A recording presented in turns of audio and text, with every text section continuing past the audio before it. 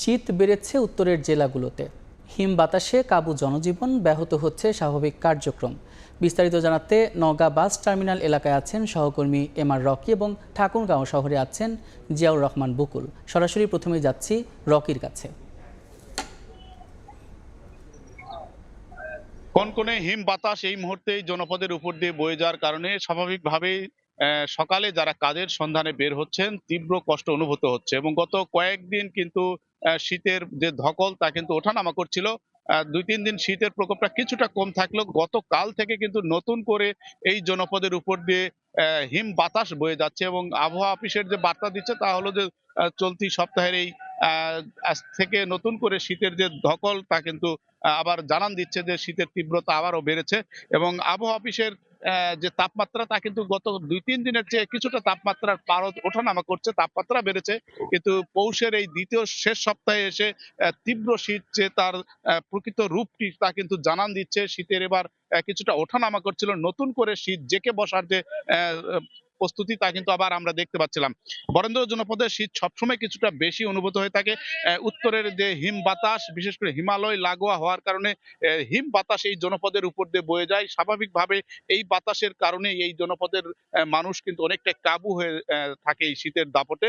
এবার আসলে প্রথমে শীত ওঠানামা করার কারণে মৌসুমের বেশ বৈচিত্র্য মৌসুমের চিত্র আমরা দেখছিলাম এবং শীতের যে তীব্রতা তা কিন্তু কখনো 8-9-এর ঘরে নেমে আসার চিত্র ছিল। গত 3 দিন আগেও কিন্তু 10-এর ঘরে এই জনপদে তাপমাত্রা ওঠানামা করছিল, তবে তাপমাত্রা কিছুটা বেড়েছে এবং আবহাওয়া অফিসের বার্তা অনুযায়ী তাপমাত্রা বাড়লেও কিন্তু পৌষের যে দাপট, কনকনে হিম বাতাস এবং মেঘাচ্ছন্ন পরিবেশের কারণে শীত কিন্তু আবারও এই জনপদের মানুষকে অনেকটাই কষ্টের কারণ হয়ে দেখা দিয়েছে এবং সকালে যারা কাজের সন্ধানে বের হচ্ছেন তীব্র শীত মোকাবেলার জন্য একটা প্রস্তুতি নিয়ে বের হতে হচ্ছে এবং আবহাওয়ার এই বৈচিত্র্যতায় কিন্তু এবার শীত নতুন আবারও জেঁকে বসার কথাই বলা হচ্ছে এবং শীতের কারণে রোগ বালাইয়ের প্রকোপটাও কিন্তু বেড়েছে। শীতজনিত যেসব রোগ রয়েছে, বিশেষ করে বয়স্কদের শ্বাস প্রশ্বাস জনিত রোগ, শিশুদের ডায়রিয়া, নিউমোনিয়া, পেটের পীড়া এই জাতীয় রোগের দিক থেকে কিন্তু চিকিৎসকরা যে বার্তাটি জানান দিচ্ছেন যে তাদের বলা হচ্ছে যে ভোর সকালে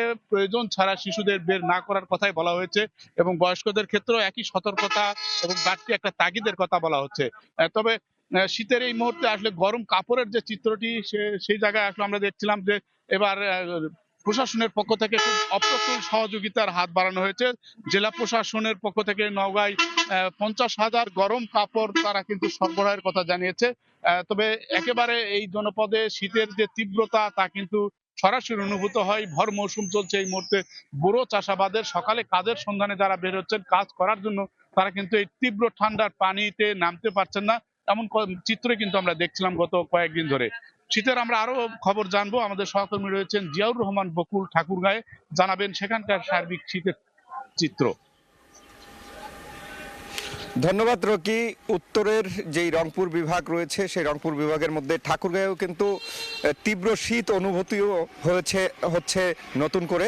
আমরা লক্ষ্য করেছি যে গত কয়েকদিন সূর্যের যে উত্তাপ সেই উত্তাপটা কিছুটা ছিল, তবে নতুন করে আবারও শীতের যেই তীব্রতা সেটি কিন্তু আমরা লক্ষ্য করছি এবং হিম শীতল যে বাতাস সেই বাতাস কিন্তু বইছে। পাশাপাশি আমরা এটিও লক্ষ্য করছি যে স্বাভাবিক যেই জীবন যাপন অর্থাৎ যেই স্বাভাবিক চলাচল মানুষের সেটি কিন্তু বিঘ্ন হচ্ছে। অর্থাৎ এটি হচ্ছে আমি যে জায়গাটিতে দাঁড়িয়ে আছি ঠাকুরগাঁও জেলা শহরের চৌরাস্তা। এই চৌরাস্তায় ফজরের নামাজের পর থেকে কিন্তু সাধারণ মানুষের উপস্থিতি আমরা লক্ষ্য করি, তবে এখন শীতের কারণে তেমন কিন্তু আমরা লক্ষ্য করছি না। অর্থাৎ শীতের যে তীব্রতা সেই তীব্রতার কারণে জনশূন্য বলা চলে শহর, এবং পাশাপাশি এটি আমরা লক্ষ্য করছি যারা খেটে খাওয়া মানুষ রয়েছে, যারা শ্রমজীবী মানুষ রয়েছে, তাদের সবচেয়ে বেশি দুর্ভোগ হচ্ছে। তারা ভোর সকালে উঠেই কাজের সন্ধানে বের হয়, তারপরেও দেখা যাচ্ছে যে তারাও কিন্তু সেভাবে বের হচ্ছে না। অর্থাৎ শীতের যেই তীব্রতায় মানুষ যে জুবুথুবু হয়ে পড়েছে উত্তরের জেলাগুলোতে সেটি কিন্তু লক্ষ্য করা যাচ্ছে। আমরা খোঁজ নিয়েছিলাম যে জেলার হাসপাতালগুলোর কি অবস্থা, হাসপাতালগুলোর দায়িত্বরত যারা রয়েছে তাদের সাথে কথা বলেছিলাম। তারা যে বিষয়টি আমাদেরকে জানিয়েছে, তারা বলছেন যে শীতের কারণে বয়োবৃদ্ধ যারা রয়েছে, যারা শিশু রয়েছে, তাদের কিন্তু সবচেয়ে বেশি সমস্যা দেখা দিচ্ছে। তারা রোগাক্রান্ত হচ্ছে সবচেয়ে বেশি, তবে সবচেয়ে বেশি শিশুরা আক্রান্ত হচ্ছে এখন ডায়রিয়া, নিউমোনিয়া সহ নানা রোগে আক্রান্ত হয়ে হাসপাতালগুলোতে ভর্তি হচ্ছে। পাশাপাশি এটিও আমরা লক্ষ্য করছি যে ছিন্নমূল মানুষ যারা রয়েছে, যারা আদালতের প্ল্যাটফর্মে এবং রেল স্টেশনে শুয়ে বসে দিন পার করে, তাদের সবচেয়ে বেশি কষ্ট হচ্ছে।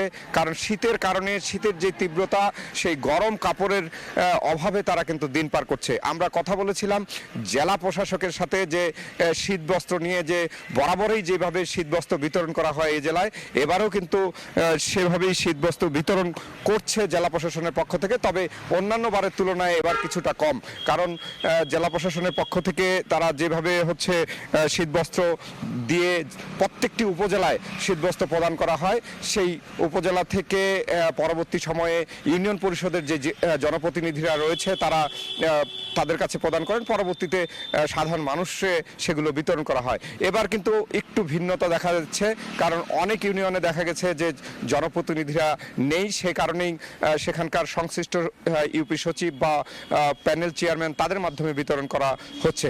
তো আমরা বলতে পারি যে ঠাকুরগাঁয়ে সব মিলিয়ে শীতের যে তীব্রতা, সেই শীতের তীব্রতা কিন্তু কঠিন আকার ধারণ করছে, এবং শীতের কারণে সাধারণ মানুষের যে দুর্ভোগ, সেই দুর্ভোগ কিন্তু চরমে রূপ নিচ্ছে।